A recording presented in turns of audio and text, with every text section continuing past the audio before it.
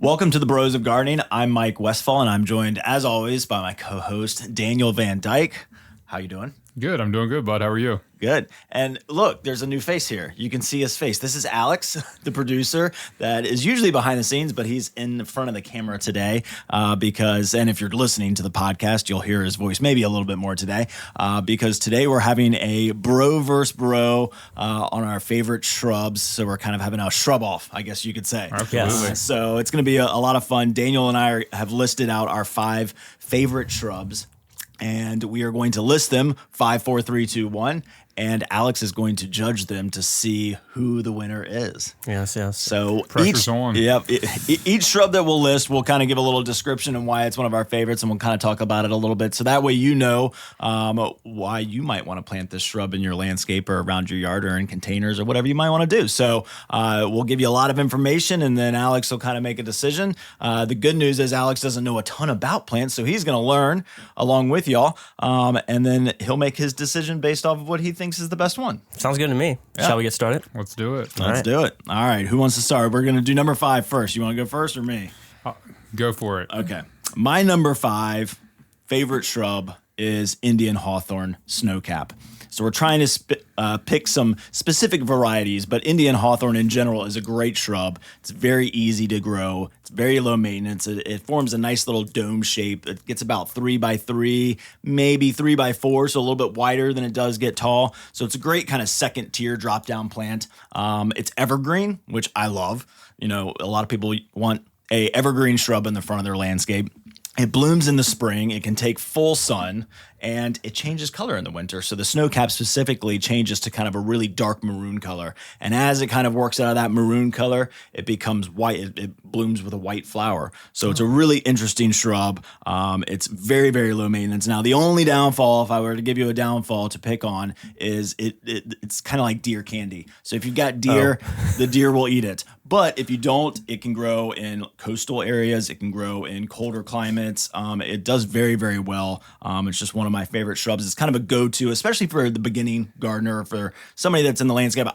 I guarantee you it's the question that we get asked the most. I want something evergreen that blooms, looks good all year round, is low maintenance, easy, all of those things, and I don't have to prune. And this, I think, checks almost all those boxes. So that's why it's my number 5. All right. I'm looking at it right now, and it is pretty enticing. Daniel, what do you have for me? All right. So along kind of the same lines, I've got one. It's called a Crimson Fire Loropetalum.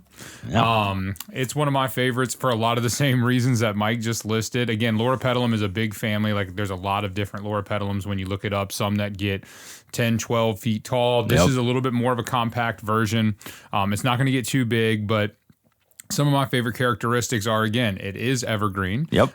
It does put out a bloom set in the early spring. It's like a light pink bloom, but the actual foliage color is really why I like it. It's kind of this dark burgundy. Yeah. The new growth comes out a little bit more of like a fire red, and then it kind of fades into this dark burgundy color all year round. And so that's why I like it so much, is that you can mix them in and you get this pocket of color or this pop of color all year, and it is evergreen, so you always have that substance. Just like you said, that's what everybody wants. They want, and a lot of times our question is, does something bloom all year round? So whenever I get that question, that's when I go straight to foliage color. So I'm like, okay, we can't get you blooms all year, but if we can get you color all year, outside of just, like that dark green is a beautiful aesthetic too. There's nothing wrong with that. But if they are looking for something a little different, if they have some green backdrop and they want something in front of it to kind of pop year round, that's why I like to recommend the Crimson Fire Loropetalum, just because you get that dark purple, which if you already have green, it's going to contrast really well.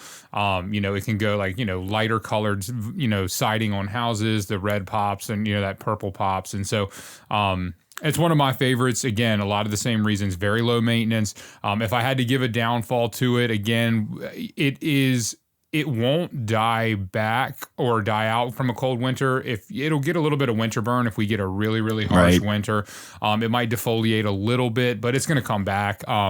It does have a little bit of maintenance from just a pruning standpoint. But again, that's a more dwarf variety compared to some. If you go down the rabbit hole of Loropetalum, you'll see a lot of different sizes and a lot of different things. So that one specifically is a little bit more dwarf. It's a little bit newer.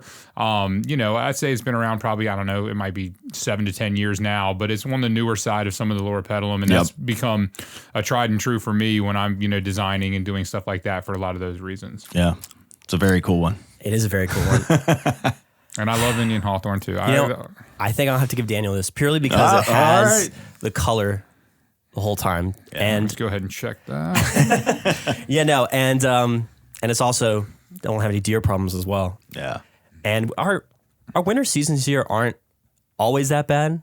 So I don't think that would be too much of a problem. Right. And I think that's probably why I choose it still. And that's why I like a lot of this stuff. I mean, and Mike knows just as well as I do. I mean, and let me preface this as well. I don't know if I wasn't intentionally trying to cheat, but if deer are hungry enough, they will eat almost anything. So, that's a fact. I wouldn't call them deer candy, but at the same time, like I said, it's just, winters and stuff like that are so, they can be very mild. And so that's why I just always like to warn people, even if they brown out, they burn out a little bit. They're not actually dying. They just, it's kind of a defense mechanism. So. Yeah, I mean, loropetalum was on my outside looking in for sure. It's one of my all-time favorites. I've mentioned it in previous podcasts. You can put like yellow foliage with it, and that's my alma mater, JMU. So the purple and gold. So I really like to have that purple and gold in my landscape, and I think it's just an easy contrast. So it's a great one.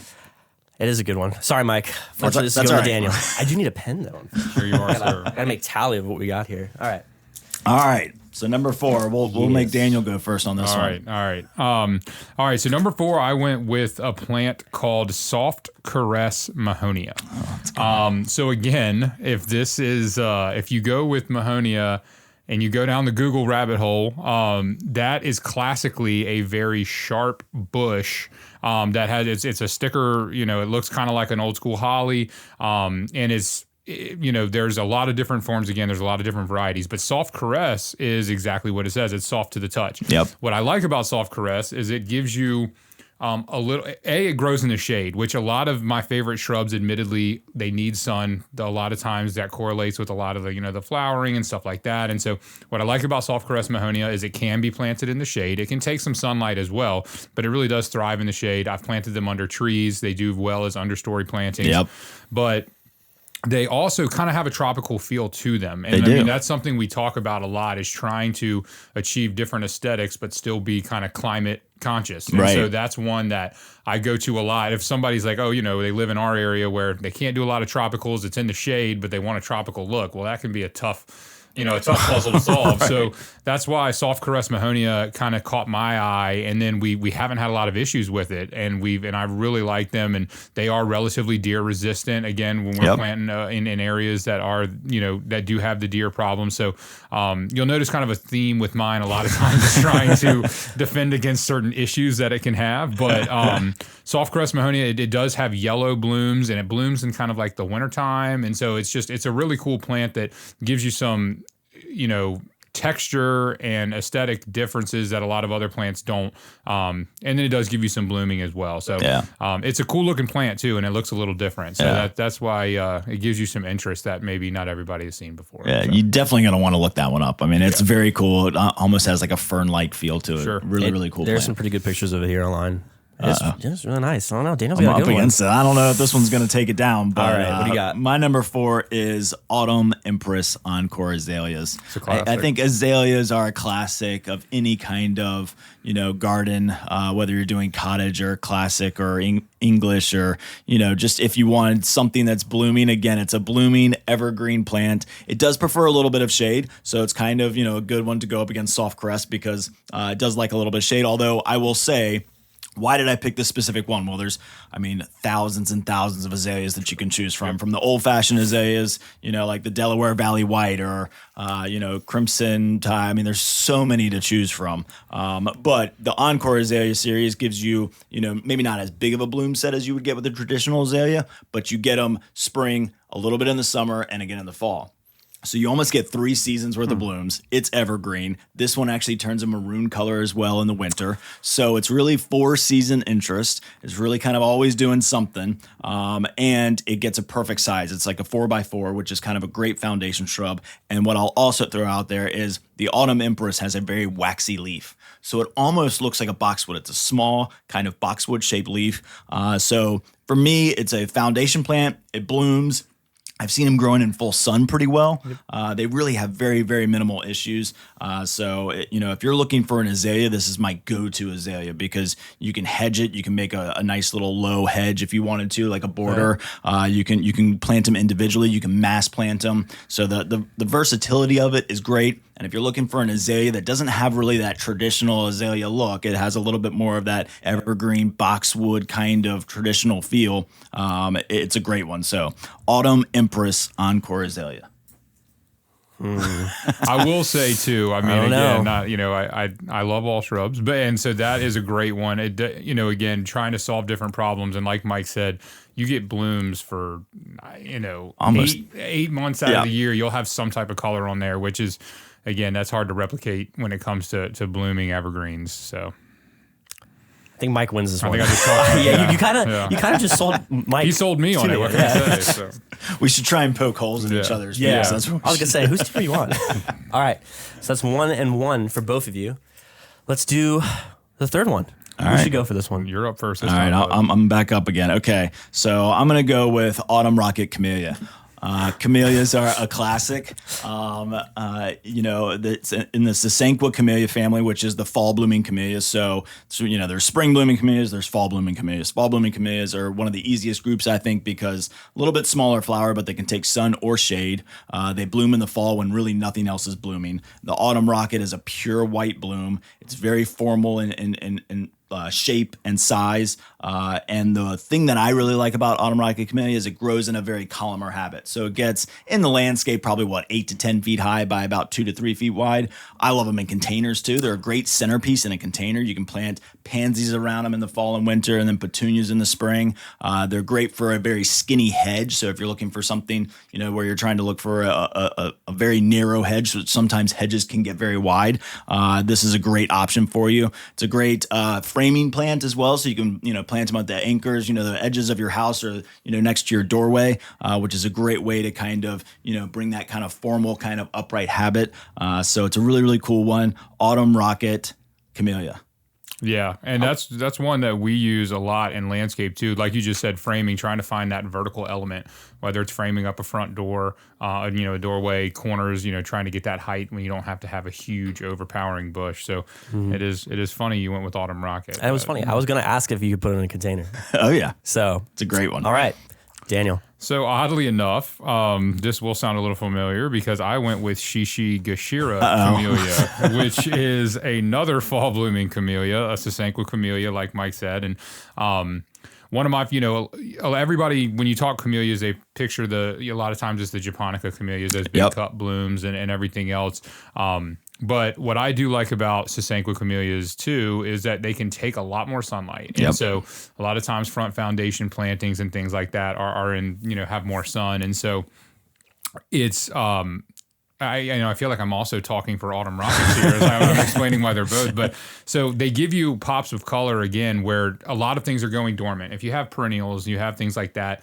When you hit that late October, a lot of times they're bloomed out, they're going dormant. It's time to cut them back, and so you're losing a lot of that interest in the yard. And so that's when really these Sasanqua camellias start to come alive. Exactly. And so the Shishigashira specifically it's a kind of a dark pink, and it's one of those where you can keep it smaller. If you let it go, it'll get big on you, just like anything else. But it doesn't, I actually have some that I keep right around 4 feet. And they're kind of, their growth habit is kind of like, I explain it almost like a swirling habit, how it kind of grows.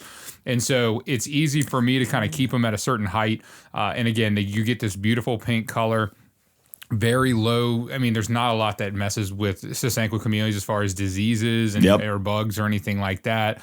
And so it's a very easy plant to grow. I'd say it's very low maintenance. If you have space, like I said, you can just let it go. If you want to keep it a little bit smaller, just kind of how its growth habit is kind of out as much as it is up. It's very easy to keep it. And I've even seen it hedged together sometimes, which is a pretty cool look too, for if you're trying to go for like a low hedge. So again, I was debating between Autumn Rocket and Shishi. I was like, I've got to have a Sasanqua Camellia on here because it's one of my favorites to design with. And I went with Shishi, and so I can't knock your pick either because I can't knock yours either. I'm a big fan of both. I would have been in the same spot, which is which one do I pick? And I picked Autumn Rocket, so it's funny that you picked the other one. I mean, Shishi Gashira is just fun to say too. Yeah, it's one of my favorite plant names. It's a great choice. It's almost it gets wider than it does tall. Yeah. Really cool in mass plantings. It's very hard to poke a hole in either one of these. So it's whether you like pink or white blooms. Do you want upright or are you trying to fill space? You got a tough choice here, Alex.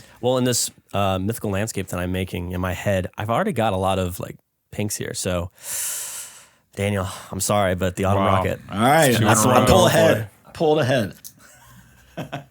There we go. 2-1. You are winning so far. So once more, would you like to go ahead? No, it's Daniel's turn. It's Daniel's turn. Number Sorry. two. All right. So this is another one that is, a very large family of plants, but the specific one I went with is little lime hydrangea. So hydrangeas obviously are a very popular plant.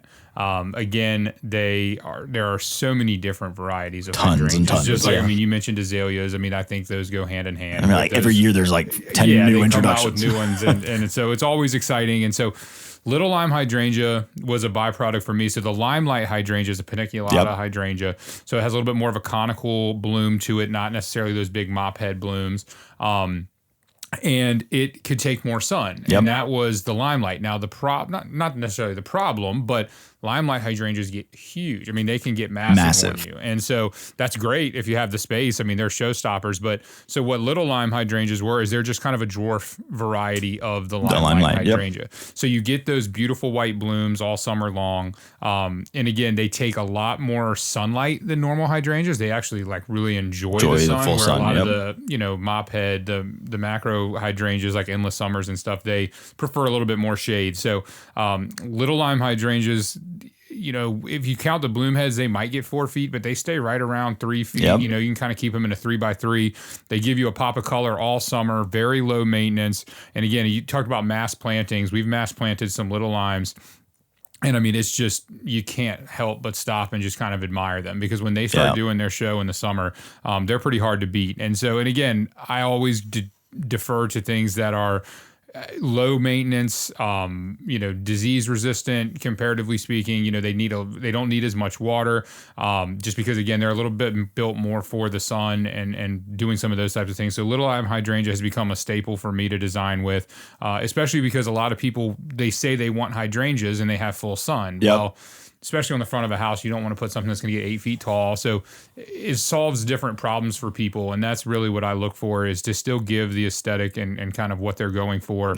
But, finding a creative way to do that. And little limes have certainly made it. And it's a big family too. They've come out now with quick fire, which is more of like a pink. And, but little lime to me is kind of the tried and true staple. So that's definitely one of my favorites. That's my number 2. That's a good one. That is a good one. The white blooms are so popular in landscape design right now. The moonlight garden, where you can go out and still see them at night. Okay. It's a really, really, really good choice. And you're right, the limelight was kind of like the staple at the beginning, but man, it gets so big. So the little lime is a great choice. Easy for anybody to use around the landscape, whether you're popping one in or you're doing a whole hedgerow of them. So great choice. All right, my number 2 is Fatsia. Fatsia is going to be one that not a lot of people probably know about, but it is a classic for me because it's just very different. I like the name. It's just a very cool shrub. Doesn't really do a whole lot, I'll tell you. So it's going to be this is going to be a hard one to kind of compete against the little lime hydrangea. But Fatsia is evergreen. It grows in the shade. It's a very tropical feel because it's got this big kind of 6 or 7 lobed kind of leaf. It's just a really cool looking plant. It gets big and grows fairly quickly, so it can kind of fill some space. I have a bunch growing in containers, so they can grow in containers really well.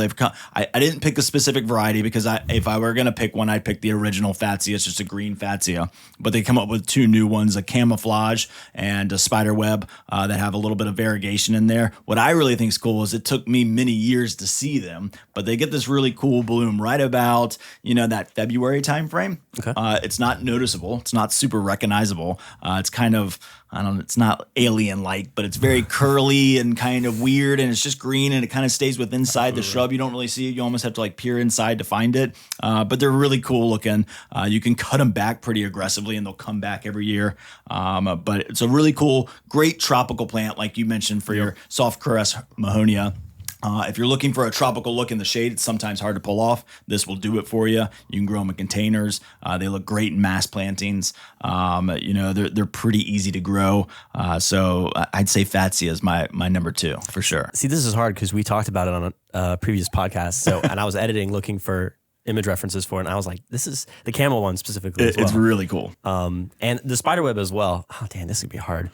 But I do say Fascia is a cool one too. Again, it gives you that tropical look, and we live in the southeastern Virginia area. It's a kind of a coastal feel, tropical feel. Yep. People are near the water, so they're always trying to. That's a very popular request.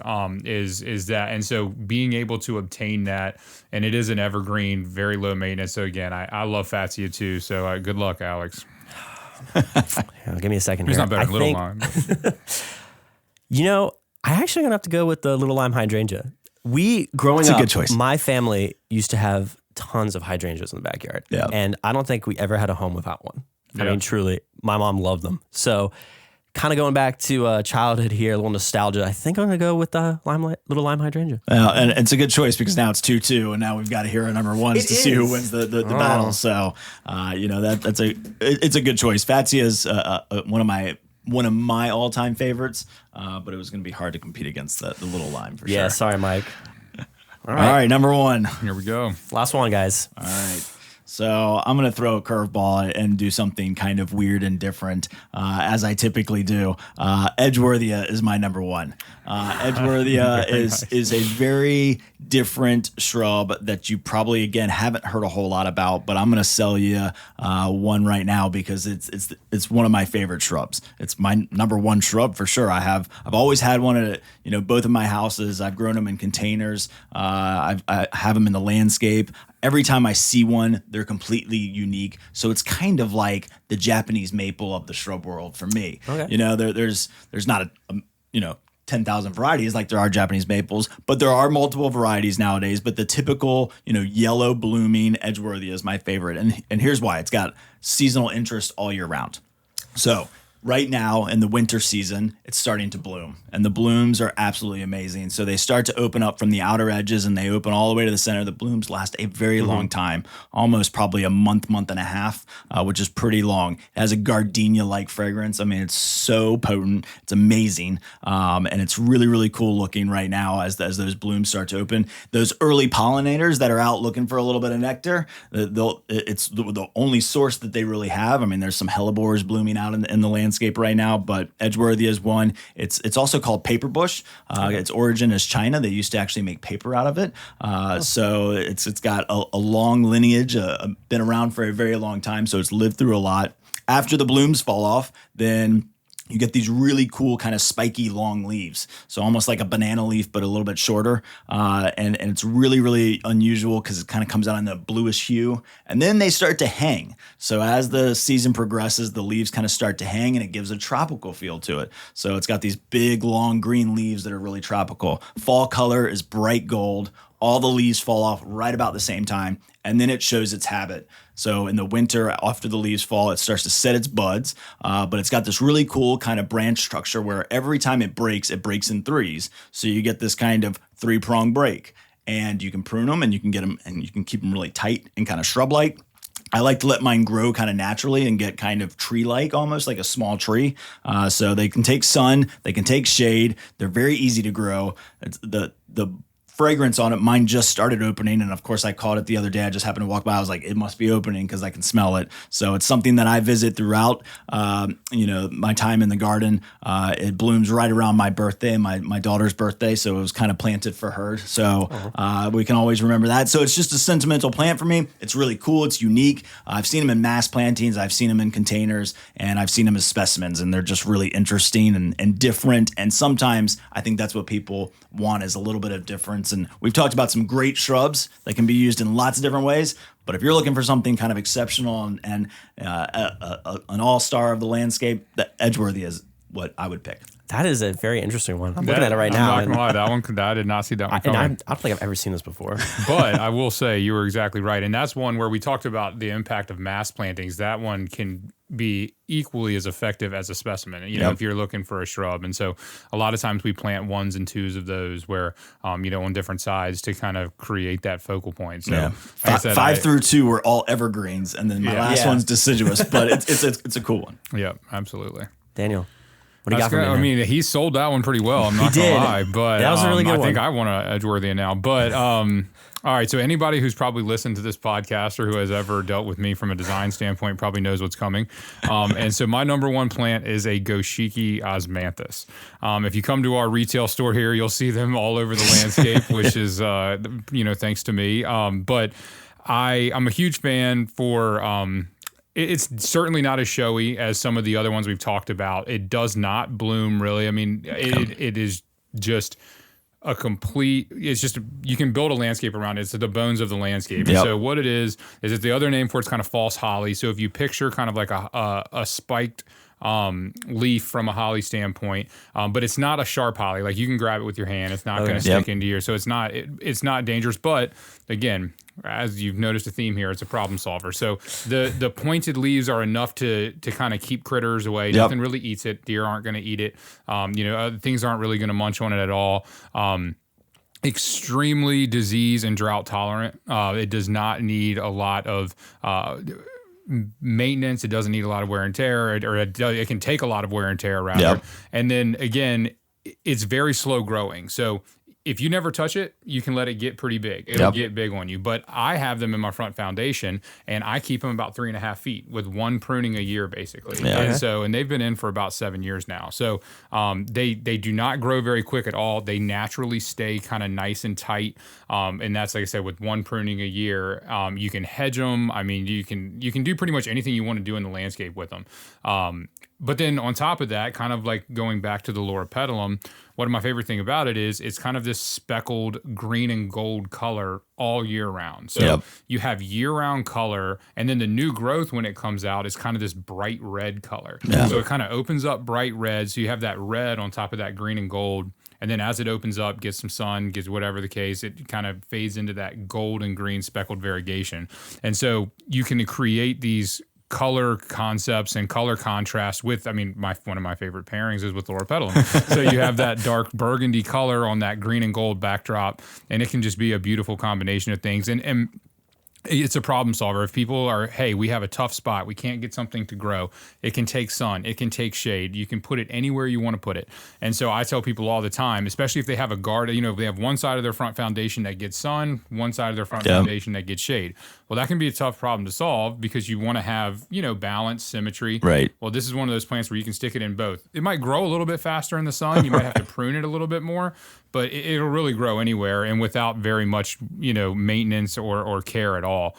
And you still get that beautiful color year round. And so that's why I like it so much, is it's a problem solver for me when we have a difficult spot where we still want some interest. It's a unique plant. You don't see a ton of it. Again, it's a fun one to say. Whenever somebody asks me my favorite plant and I say that, it always makes me sound, you know, like it's a crazy name. And I'm like, it's really just a pretty basic plant in the sense of, you know, what it does. But to me, again, massing them out, it can be a statement as well to have that kind of variegated speckled green and gold color. So I've mentioned it probably on every podcast at some point now. I think so. I'm glad I get to give it its flowers because it's one I don't think a lot of people know about. Just like I'd say the same thing about Edgeworthian too, though. I mean, I don't think a lot of people know about that one as well. So very different. You know, you went with kind of the specimen showstopper. I went with a little bit more tried and true. So, but as we would, I mean, he's the landscape designer and he's trying to solve problems, and I can't poke a hole in that one either. I mean, that one is such a great shrub, just tough as nails. I mean,